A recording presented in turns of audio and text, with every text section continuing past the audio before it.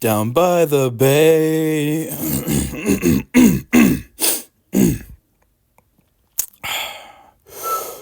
La la la la la la lulu la la la la la la. Down by the bay. John, take it away. Down by the bay, where the watermelons grow, back to my home, I dare not go, for if I do, my mother will say, did you ever see a goose kissing a moose down by the bay?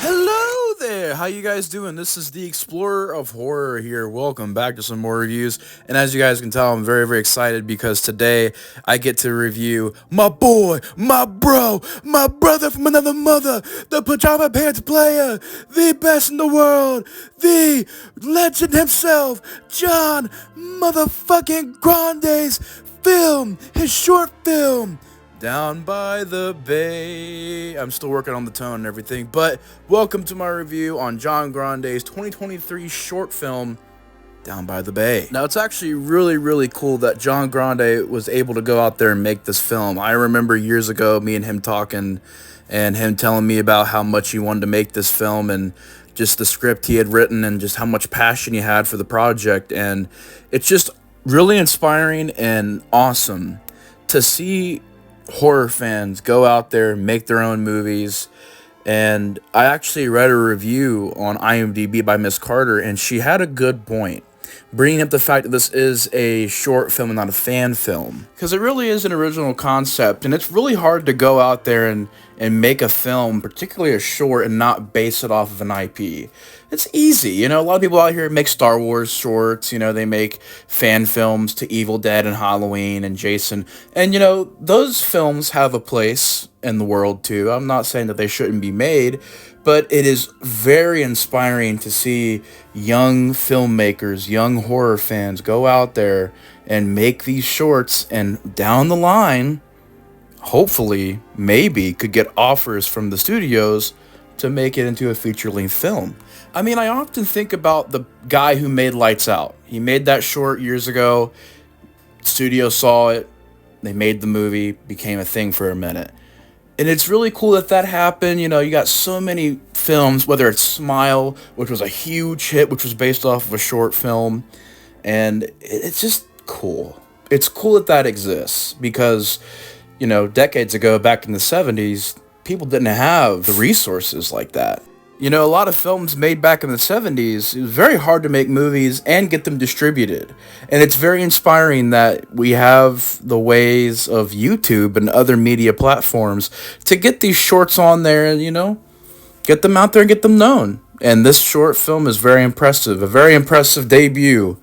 To get into the plot of this movie real quick, it's basically about this campsite that is haunted by this urban legend of a ghost-like woman appearing down by the bay line.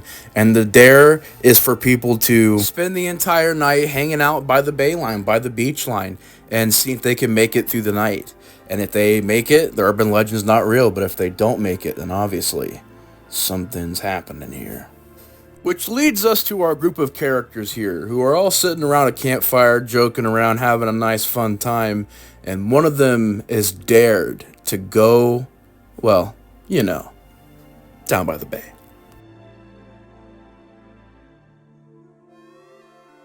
Who was the woman in yellow? That's a true story? Cross my heart. Bullshit. I don't believe that story at all. It's just stupid. Hey, say whatever you want, but it did happen. That woman is still down there. She's waiting. Waiting for what? One of us, that's all. She's waiting for someone to go down there at sunrise. Real great story, Roger. You scared me to death. You scared me so badly that I actually might go down by the bay and watch the sunrise in a few hours. Why don't we make this interesting, Christina? Let's just hope we make it more interesting than your story, Raj. I'm gonna go ahead and call your bluff, babe. I bet that you won't go down by the bay tonight and watch the sun come up. I'll do it. And as the character accepts the challenge, she makes her way down to the beach. And I really enjoy the shots in between her going from the campfire to the end of the movie, setting at the beach line. There's a lot of cool transition shots here of her walking this trail, and I thought it was very well pulled off. But of course, when she gets to the beach, she notices some really strange things. Let's get back to the footage.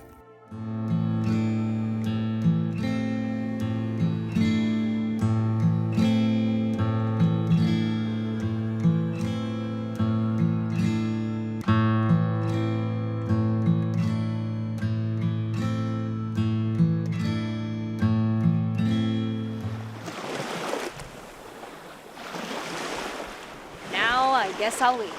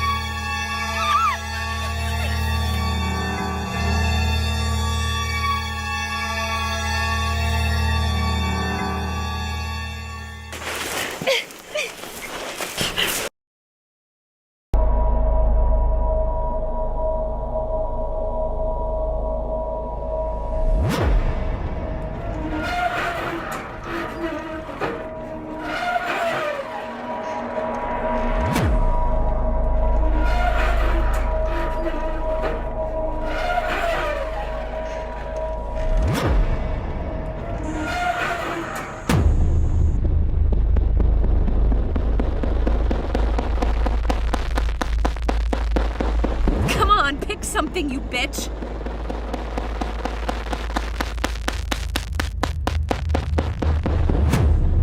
As you can see, taking the dare was not a very good idea by our lead here. Now she is facing this ghost-like figure. I want to give my boy John some major props here. Wonderful cinematography and direction. The shot of the water is really beautiful. Great lighting. I think it's got a good idea of the mysterious man appearing out of nowhere, out of the darkness of the water. Very, very cool stuff there, bro. Also, a hilarious touch of the ghost taking these various different creepy poses and the lead girl saying, "Pick one, bitch!" I love that, man. Good choice there, John. And with this mysterious woman appearing out of nowhere, she begins to tell our lead character her backstory. And then something interesting happens next.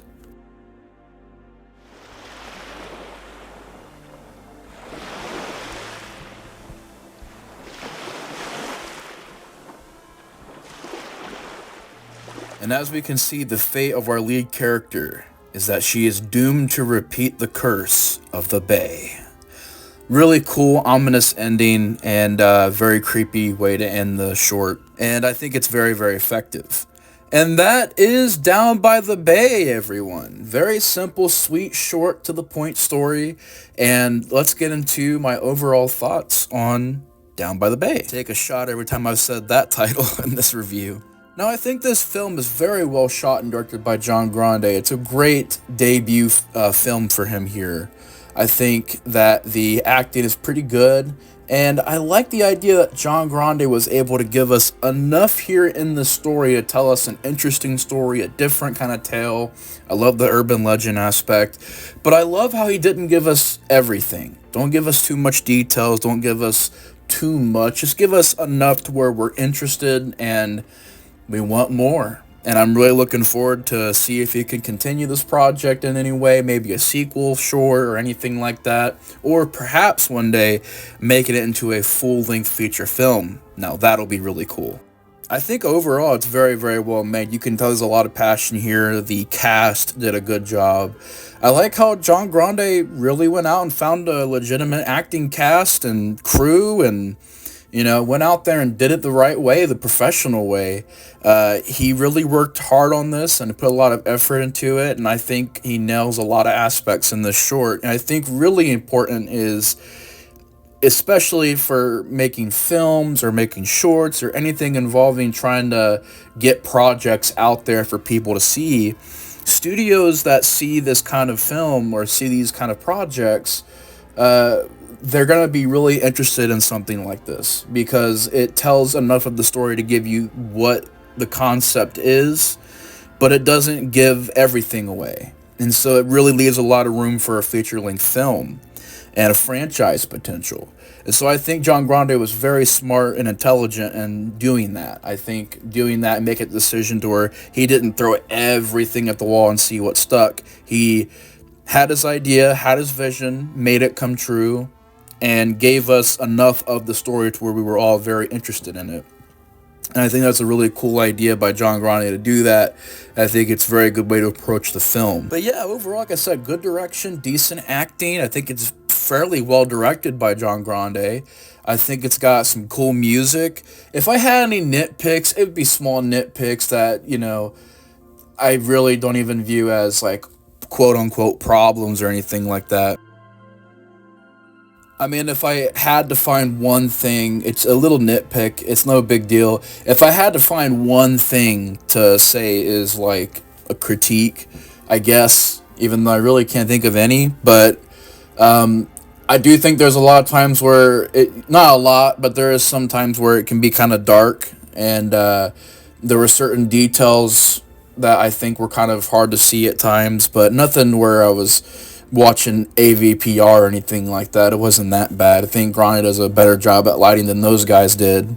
But yeah, other than that, I mean, like I said, that's a nitpick. I'm not really looking at that as like, oh, Grande, you better work on your lighting, bro. But no, nothing like that. It's just a small little detail, and that's like if I'm looking for anything to critique here. And I mean, I'm the wrong guy to come to like look for all kinds of critiques. I watch so many movies that are low budget and shot on video and are horribly edited, and just I think as long as the heart's there, the passion's there, and it tells a cohesive story to where it makes sense and it flows well, I think that's all you really need. I think he really took extra steps to get the cast, get the various characters you see in this, film on location. I know on location filming is extremely difficult. You got to work a lot with natural lighting. Even if you bring in lighting, it's, you have to figure out how it's going to look and everything, and working with shadows. So, and I've filmed a little bit of footage on location, and working with lighting is really, really a headache. So I understand that problem. It can be a pretty big headache to work with, especially when you don't really have full control. Like if you work on a set, you have full control of the lighting, whereas shooting on location, which I always prefer that. I like how John Grande didn't just shoot it on a green screen. I love how he went out and shot it on location. I know him. I know he wants to get out there and film these movies, old school style, filming it on location out in the woods, and I think it really does show and shine through very well in this project. And I think it works a lot better to do that than to shoot it on a green screen or go find a set somewhere and shoot on there. But yeah, overall I'm going to give it a 4 out of 5. I think it's a very solid short film here. There's a lot of potential for a franchise. There's a lot of potential for a feature film. And I'm really, really hoping that a studio one day can, hit up my boy John and give him the funds and everything to make a feature-length movie. That would be so cool. I'd be so proud of John to get his movie funded like that by a studio and him to make this into a film. Because the urban legend genre is vast, and it's got so much potential. It was a smart move on John to make the story about an urban legend because those films are very marketable. I mean, The Grudge, Smile, Talk to Me. I guess it's not really a curse movie. But, movies especially like The Ring, Smile, The Grudge, all those curse films out there, they're pretty big hits, and it's a good market to be in. But yeah, I think either way John takes it, where he goes, on his own with his own money and makes a feature-length film, or a studio can hit him up and help him release it into a feature-length film. I think the future's very bright. I can't wait for the next project, and I'm just throwing it out there, man. John, we need a slasher film from you. I loved this project, but I was telling everyone, I was like, man, he did amazing with this, but I really want to see him do a slasher. I feel like slasher film, John. Slasher film is your next move, bro. I absolutely think John would just knock the ball out of the park and make a home run with the slasher. I'm really throwing it out there, John. I'm really hyped and hoping that you can make a slasher one day, man. Because you've got the ability, man. You've got the sense and the skills that are needed to make a slasher film. You know what makes it work. You know, so yeah, really excited for any project he does next. Hoping, fingers crossed, he can do a slasher. Because I think he can pay a lot of homage to films like The Burning and Sleepaway Camp and stuff like that. So yeah, anyways, John, if you're out there listening to this, man, you did an amazing job. This is a very, very well made short. It's got a lot of potential for franchise, feature length films, and everything like that. You did a great job, and yeah, we're all proud of you, man. Great work. But anyways, y'all, that's gonna do it for my review on Down by the Bay. 4 out of 5 for me. What do you guys think about this short? Leave your guys' comments down below in the comments. Anyways, y'all, thank you so much for watching. John, if you're out there, rock on, man. Rock on forever. You did a great job, and it's been an honor reviewing your film. But anyways, that's gonna do it for today's video. Your boy, the Explorer of Horror, is out of here. And of course, we're gonna finish this video out with some positive, chill vibes. Later, y'all. Now, obviously, at this part of the video, the obvious choice would be to give a shout out to John Grande's channel. However, I think this whole video pretty much was a shout out to John Grande's video, so I'm going to add a bonus shout out in here to one of my best friends on YouTube, Corey, aka King Need Gore. Shout out to him, amazing content, funny guy, hilarious dude. I love his videos, and I love that he covers a lot of films that are sort of outside of the box, lesser known, more cult films. Kind of like me, you know, I cover Scream and Michael Myers sometimes, but for the most part, my passion is covering the more lesser known films. So it's cool to know that Corey does that, as well as Grande. He covers a lot of cult stuff as well. You know, without Grande, I wouldn't know about, you know, Italian horror. So thank you, John, and thank you, Corey, for helping me find out more about Italian horror, foreign horror films, French Extremity, you know, video nasties, and all that good stuff. But anyways, double shout out at the end of this video, my boy John Grande and my boy Corey, aka King Need Gore. Anyways, y'all, thank you so much for watching. Take care. Subscribe to these dudes in the comments below. I got a link to both their channels. And definitely swing by, give them a subscribe, follow them, and support them. They make amazing content. But anyways, y'all, that's going to do it for today's video. Thank you guys so much for watching. Take care. Explorer of Horror is out.